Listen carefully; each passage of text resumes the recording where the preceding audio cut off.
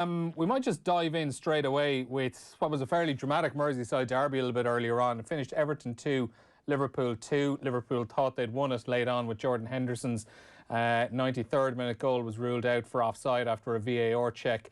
A couple of big VAR incidents in that game. And I suppose one of them we'll jump off with as well, because it was in the first half of the game and it involved Jordan Pickford and Virgil van Dijk. It was a challenge that ultimately left Virgil van Dijk out of the game. It was a corner was played in, cleared out, ball played back into the box towards Van Dijk. Jordan Pickford came out to challenge him, missed the ball completely, and just came straight through Van Dijk. Van Dijk goes off injured. Unfortunately for Liverpool, the flag had gone up for offside, so no penalty, no card given out to Jordan Pickford. A pretty huge moment, and it just feels strange when you look back on that the clip of that tackle. I was going to say that foul. It wasn't officially a foul. It is hard to fathom that just because the player was offside, that Jordan Pickford can go unpunished for something like that. Well, he can't. Like the fact that he was offside doesn't absolve Pickford. So Pickford can still get booked. Or indeed sent off for that tackle. You know, I've actually consulted a referee about this as well, just after the game, and they can't reverse the decision in the sense that he was offside. The referee's decision, I think this is one thing in football that isn't given enough. It's when a player is taken out by a defender, or in this case, a goalkeeper, who's effectively either making a last-ditch tackle or is trying to block the shot. So what happens is the opposition or the offensive player misses his shot or hits it wide or whatever, and then he's taken out.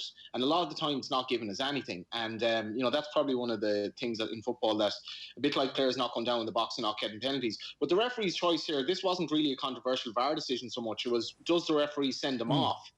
I'm not sure he does, Neil, to be honest, and that's like it was maybe a little bit of a reckless challenge, but I don't think he tried to do him. I think he was just a little bit late. It was probably a yellow card, but if it were a red card, that would obviously have changed the game, because Liverpool lost Van Dijk. They already didn't have Alisson, and in the circumstance did quite well. But the debate isn't so much about VAR here, because VAR actually upheld the decision in terms of it being an offside. It's should Pickford have been sent off subsequent to the decision.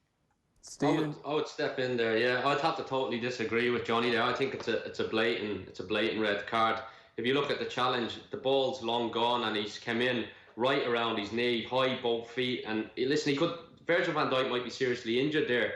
And I just think that's anywhere on the pitch. I know Johnny has mentioned like the kind of scenario that the tackle came from, but anywhere else on the pitch, I think they look at that, it's a blatant red card. And I think Jordan Pickford is very lucky to complete the game, and he did make some good saves in the towards the end of the game as well. So I think, listen, it was a very good game of football. 2 each, probably draw is the fair result, but I think Jordan Pickford was very lucky to stay on the pitch and make the saves he did to keep Everton in the game with the shots he said. And for me, it was a blatant red. Horrendous. The referee Steve didn't give anything, so it's like, well, what was he looking at here? Because that was his choice. I think it's because it was the offside. He kind of looked past that decision as if to say, well, this doesn't really matter because he's already offside. But for me, you can't just go around and just take somebody out like that, whether the ball's out of play or not. It's a horrendous tackle, Johnny.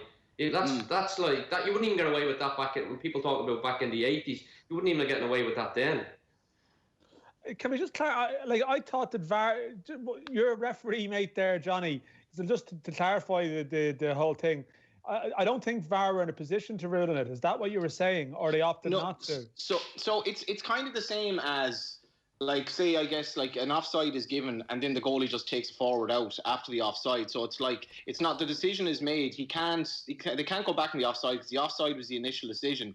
Then the ball is out of play and obviously Pickford takes the man. So it was a separate instance. So VAR didn't check for a red. That's my understanding of it anyway. But I think the referee, though, in the game itself should see that challenge with his own eyes and think that's horrific. Because, do you know what I mean? Like, I'm looking at myself live before I seen any of the replays thinking, what off? Because Pickford should have never come out in the first place, and he's come out and literally wiped them out. It was like he's so reckless. Like, people say now the rule is whether you catch the player or not, if the intent is there. For me, listen, I don't know whether he did mean only Jordan Pickford will know, but he's took probably Liverpool's strongest player out of the game, and somebody that you look at the equalising goal late on for Everton, Calvert-Lewin getting up and scoring that header. Would he been able to score that? Would he having it as easy to kind of go up and score that header if Virgil van Dijk was still on the pitch? If you're an Everton supporter, you're probably happy Pickford has made the tackle. I know we're going into different ground there, but for me, it's absolutely horrific.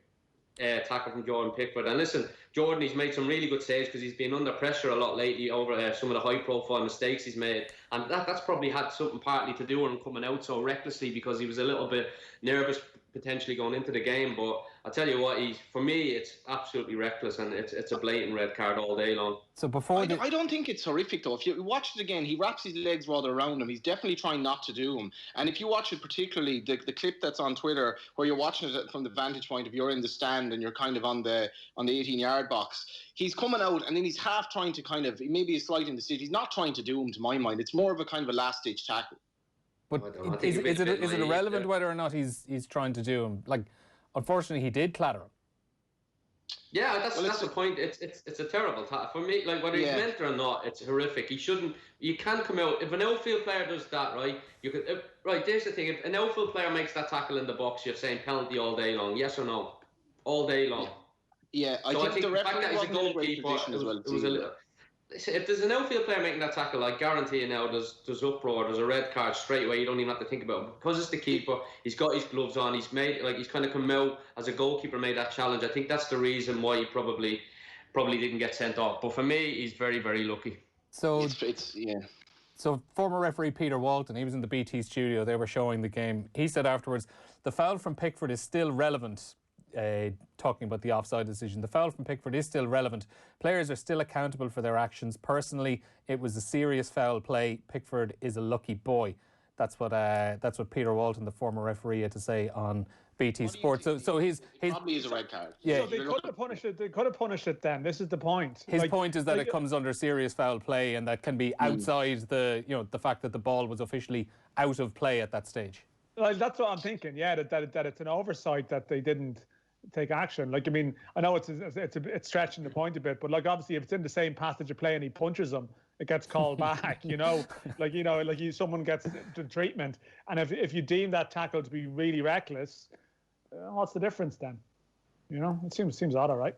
So it's a probably, like, looking at it back, you can definitely very easily give a red card. I don't think he's trying to do him. I think he's just clattered him, but it's probably more of a red than a yellow looking back on it. Text in here from Mick in Finglas. I can't believe Johnny Pickford should have been arrested, never mind sent off. In fairness, Johnny's gone back in a little bit. He says he could see a red card being given. All of that, I suppose, guys, it's probably overshadowed the fact it was actually a really good game. It was a cracking game. Liverpool are a beacon of light in tough times. The entertainment they've given, the commentator was saying they hadn't conceded 7 since Shankly's era. So that was 7 goals in that game that they conceded. 7 goals in the Leeds game, all told. Arsenal game was very entertaining. Today was a cracking game. I think Liverpool, to be honest, Neil, will be happy because as much as they could have won the game, to do it without Alisson and effectively Van Dijk, and to get a draw at Everton, who are that's one of the toughest games without a shadow of a doubt at the moment, wasn't a bad day's work for them at all. No, I'd agree with you there, John. I think I know Liverpool, Henderson would be good when you look at the offside decision in the end. It's a crazy decision. But I think a point that Goodison, especially the way Everton are going so far this season, it's a huge result. It's a Merseyside derby as well, known to be Liverpool's toughest game of the season. Any ex-Liverpool players will always say going to Goodison is probably one of the toughest games. So you're coming away with a point, knowing you look at the bigger picture. A point, probably both teams had chances. It was a good end-to-end game. Both teams showed their attacking flair, and I think Liverpool won't be too gutted about that. And I still think they're kind of on course to kind of go and retain that trophy, in my opinion. Yeah, we'll hear from Dominic Calvert-Lewin now as well. He scored the second of Everton's goals to bring it back to 2-2 into the second half, and we'll hear from him now speaking to BT Sport after the game. As you'd expect in a derby, you got tackles flying in 50-50s, and it's physical. So there's always the chance that the ref might bring out a yellow or a red. And 10 years you've been waiting to beat Liverpool in this Merseyside derby. I suppose you'll be delighted to rescue something here.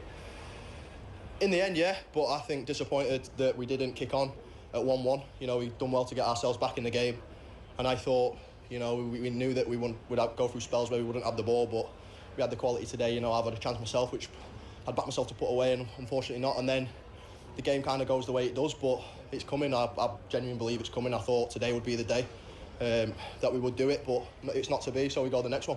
You did get 1 goal though, a great hang time in the air. That's one of your strengths now this season. Yeah, it's just something that I've started to play to, and one of my strengths I've started to exploit, and I've always had that in my locker, but now I've got the boys looking for me in the box, which obviously always helps, and I'm getting in the areas which I can, exploit it. And scoring goals in every game. You've surpassed Tommy Lawton's record of 5 straight league goals in the first league games of the season as well, which is not a bad thing to do. Had it been a poor start to the first half, though, wasn't it? You came out of the block slow. Yeah, I can't really put my finger on it. Not sure why we came out of the block slow. We've been doing well, and we knew that momentum was on our side. Confident going into the game at home. But sometimes it happens. You start the game a little bit slow, and then they went ahead early doors. But it just shows, we've made strides in that we got ourselves back in the game, and then unfortunate not to kick on and go ahead. Richie at the post as well. So we had chances to go on and win it, but we didn't take them today. Now, this isn't just about local bragging rights in the city of Liverpool now. This is about a top 4 challenge, isn't it? Absolutely, yeah. I'm disappointed that we didn't win the game. I wanted to win today, and I know all the fans did too. And so in that respect, it's frustrating. But like you say, in terms of the bigger picture, we've got a point today, and we take it, and we take it onto the next game. We keep building. We didn't lose, and we want to keep that unbeaten run going. Like I say, towards the bigger picture at the end of the season. Stephen, Dominic Calvert-Lewin, someone that I think for a few years now everyone was saying if he could just put the ball in the back of the net he'd be a brilliant player. Is he someone that actually is he looking a more complete player now, or is he just in a good run of form that we might actually just see fizzle away? No, I think he's improved massively over the course of the last season and a bit. He's playing a lot more centrally now. I think you find him a lot more in the box, and I think Ancelotti has a big part to play in that. I remember listening to an interview with him start the season when Calvert-Lewin was saying that Ancelotti has said to him, stay in the box, get yourself in that 6-yard box and you'll score more goals. And listen, Calvert-Lewin is a huge threat. He's 6'4", he's quick, he's strong. So, and as we see him for the equaliser today, if you put any decent delivery into the box, there's going to be a huge chance he's going to come on the end of that. And he's starting to get his rewards. We've seen him play for England as well over the international break, and continue scoring form there. So now I think Everton have the real deal there. And as I say, people are talking about top 4 there, asking the question about the top 4. I'm sure in the back of their mind they'll be thinking, if we keep this up, there's a chance, because we've seen what happened with Leicester a few years ago winning the title. I still think Liverpool will take a lot to take the title off Liverpool, but Everton will be thinking to themselves, if we can keep this run going, you just never know, because anything can happen in the course of a season, especially with the lack of supporters and the COVID around. Strange things seem to be happening. It is a big result for Everton, guys, because I think a lot of us have been looking at their results and, they've been going very well, but you were kind of waiting for them to have their first big game and their first real big test to see what they're actually made of. And a few minutes in, it really wasn't looking good at all, because you had conceding a goal within 2.5 minutes. You had the stuff with Pickford and Virgil van Dijk just a few minutes later as well. And to go behind twice against a team like Liverpool, but to come back each time, it shows they actually have a bit of mettle about them now as well. Yeah, and I think Ancelotti's, he's gotten a very good side there. This is no doubt the toughest opposition you have in the league. They've gone behind twice. They rode their luck a little bit, but didn't seem overawed mentally at all. They were kind of rallying for a third goal at the end. Some respects, they did enough to deserve a point. They rode their luck a bit, but they're a serious top 4 candidate for me this season. There's just far too many doubts about some of the top sides, and they have a proper manager, which you can certainly say about the other top 4 sides altogether.